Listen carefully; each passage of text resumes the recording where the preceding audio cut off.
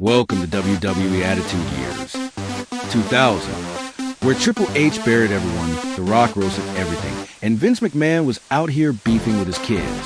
TLC got brutal.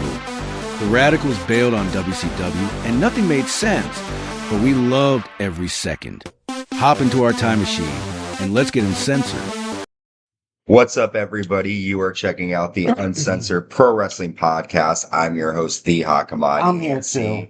Joined by my own personal hot commodity, AMP, and we are jumping into our time machine to cover WWE Attitude Years Season 3.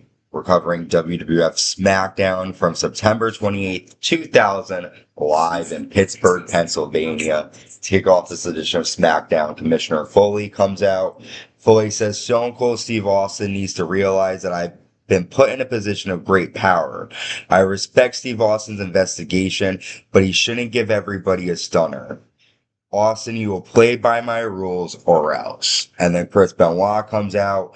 Benoit says your rulings make no sense and you've lost control. You're a joke and you need some help. Tonight should be Chris Benoit versus The Rock, but there's a stipulation involved. It's an actual wrestling match. No one was supposed to be involved on Monday night. You know deep down, one-on-one, there's no way The Rock will beat me. I want that match or else. And then Kurt Angle comes out, and of course he's from Pittsburgh.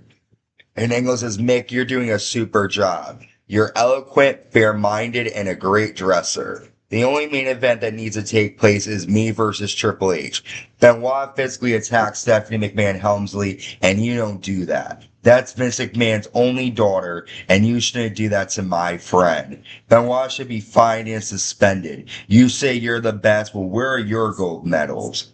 And then Commissioner Foley books a tag match, which you actually called. Kurt Angle and Chris Benoit versus Triple H and The Rock here after Benoit and Angle brawl until referees separate them. So the major point of this is Mick Foley is saying that Austin's going to play by his rules, and that's that. I think we'll also eventually see Angle and Benoit too. Mm-hmm. We see Stone Cold Steve Austin arriving backstage and he confronts DX. They say that they don't know anything about what happened to Austin, but they were following Triple H's orders when they locked him in the parking garage. So that's all that they gave him. Next, we have WWF Women's Champion Lita with the Tag Team Champions, the Hardy Boys, taking on Jacqueline with Edge and Christian. Jacqueline lands a DDT to Lita for a 2 count. Lita lands a moonsault, but Edge elbow drops Lita. Lita's able to get the advantage, though, and land a twist of fate to Jacqueline, and Lita retains the Women's Championship. What were your thoughts on this match? Well, first of all, again, we have Edge attacking Lita. Which he's always attacking her. But I thought the women's match was pretty good. Jackie's a good fighter. And I think that these are like some of the first really good women's matches. They got like a minute on the card, but they definitely delivered with what they had. Yeah. Lita and Jacqueline did at least. For sure. Next up, Hardcore Champion Steve Blackman defends against the Road Dogg. Blackman attacks Road Dogg with kendo stick shots, and then Blackman and Road Dogg fight through the crowd all the way to the backstage lobby area where you see Stone Cold Steve Austin on a, what were those phones called back in the day? Payphone. He's in the payphone. Jesus Christ. Oh my God. And he hits Road Dogg with a steel chair, and Steve Blackman pins him to retain the title. So Austin does not give a fuck what Commissioner Foley says. He cost Road Dogg the match here. What'd you think? Yeah, I mean, Austin's going to keep raising hell till he figures it out. We just got to see how long this gets dragged out for. Mm-hmm. Trish Stratus flirts with Kane backstage again to team up with TNA later on. Trish was flirting with Kurt Angle too last week, so... Wouldn't you? Yeah, I mean... Taz comes out to the ring next and tells Michael Cole it's a shame he's sitting next to the King because on Sunday at Time WWF New York, he will be commentating with Michael Cole for the debut episode of Sunday Night Heat on MTV. Taz says, I'd like to bring out my friend. Here's Raven. And then Raven comes out and Raven says, Taz understands my pain and suffering. King says, I know about Taz. You look like he calls Taz a retarded, illegitimate son of Mr. T. And Raven Does the bag lady know you have her clothes? Kind of interesting references here. Raven says Taz and I are from Stuff they could never say now. No. Raven says Taz and I are from the lower class. What about me? What about Raven? You don't know what it's like to live in a box. And then Jericho comes out and says no one gives a damn about you two, which leads to Taz and Raven attacking the King and a tag match set up for later. Was that Raven saying in WCW or ECW, what about Raven? Yeah, what about me? What about Raven? Then he said, quote the Raven, nevermore. That would be his thing. Quote the Raven? Nevermore. Okay. It was from the Raven. I figure because like it seemed like the audience like knew it. Yeah. We'll move along. We'll talk about them later on. We have Rikishi and Too Cool with the Hose taking on Kane and TNA with Trish Stratus. Test and Kane argue to start the match, and then Kane chokeslams Test, allowing Rikishi to land a bonsai drop, and Rikishi and Too Cool win. And Kane has just been a monster and just been attacking everybody as well. He has no allegiances here. Yeah. Basic. Kane kind of needs a storyline, you know, they gotta do something. I don't know. I think maybe something should have happened between him and Trish. That would have been interesting, but that got kind of dropped, so. Well, we'll see what happens down the line. We get a promo for Chyna's Playboy shoot. We see pictures of her from Playboy. And then we get our tag match here, the King Lawler and Chris Jericho versus Taz and Raven. Raven lands a spinning back fist to the King. Jericho lands a bulldog to Raven and applies the walls of Jericho.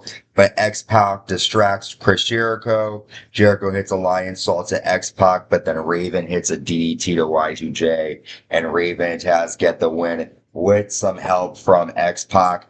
Afterwards, X-Pac, Taz and Raven attack Jerry Lawler and Chris Jericho until the Dudley Boys run out and make the save.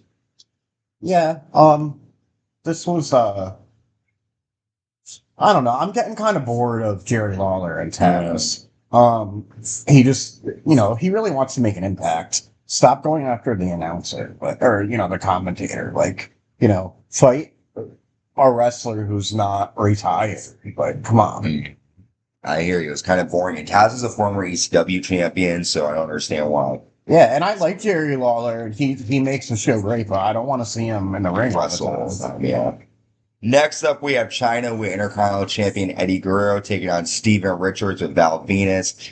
Chyna grabs Steven Richards by the balls and then takes off her outfit to reveal a bra and thong, which then Chyna hits a DDT to Steven Richards, and Chyna gets the win in her underwear. Yeah, it was great. Chyna looked good. Yeah, Playboy was probably selling off the presses even more with that. Oh, I'm sure, yeah. And a lot of people in the audience had the magazine holding it up, too.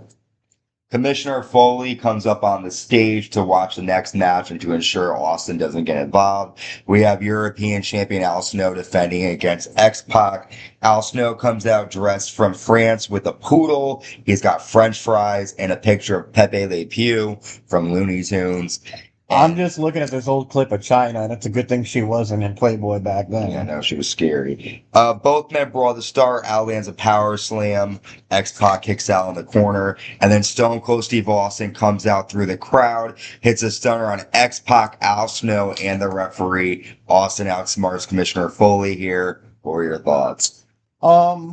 Yeah, we need to see this person come forward because, you know, Austin's gonna get them anyway by process of elimination. So, you know, I think if this person was gonna hit him with a car, they should have the balls to fight him. So, I agree.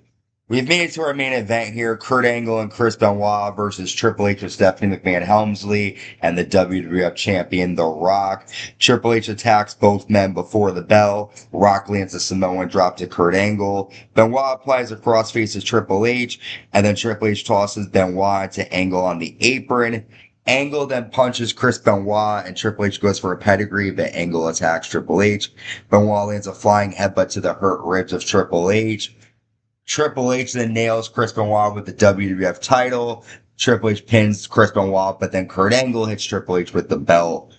Rock lands a people's elbow to Kurt Angle, and then Benoit gets a steel chair. Stephanie McMahon tries to grab it from Benoit. Angle helps Stephanie from Benoit attacking her, and then Triple H and The Rock slam Kurt Angle and Chris Benoit's face into the announce table numerous times. This is like a bad orgy. Yeah. Rock grabs a chair, Stephanie gets it from The Rock, and Kurt Angle lands an Olympic slam. So Kurt Angle and Chris Benoit get the win with some help from Stephanie McMahon Helmsley. Afterwards, Stephanie claps for Kurt Angle's victory, and Kurt Angle has pinned The Rock, the WWF champion here. Yeah, I wish they aired a few more seconds because I wanted to see Triple H's reaction of her taking that chair away from The Rock trying to hit her. So that was really fucked up. So I don't know why she's standing there like that with The Rock and Triple H when she just fucked them over. Mm-hmm. It was interesting. It was weird the way she was clapping while they're right there. Yeah. But we've covered all this episode of SmackDown. We're on the road to No Mercy. We just finished September. You can check out older episodes in the archives. Make sure you subscribe, like, and hit the notification bell on YouTube. Check us out on Spotify, Apple Podcasts, and Amazon Music. Tell your mom. Tell your mom. Until next time, stay safe and stay uncensored.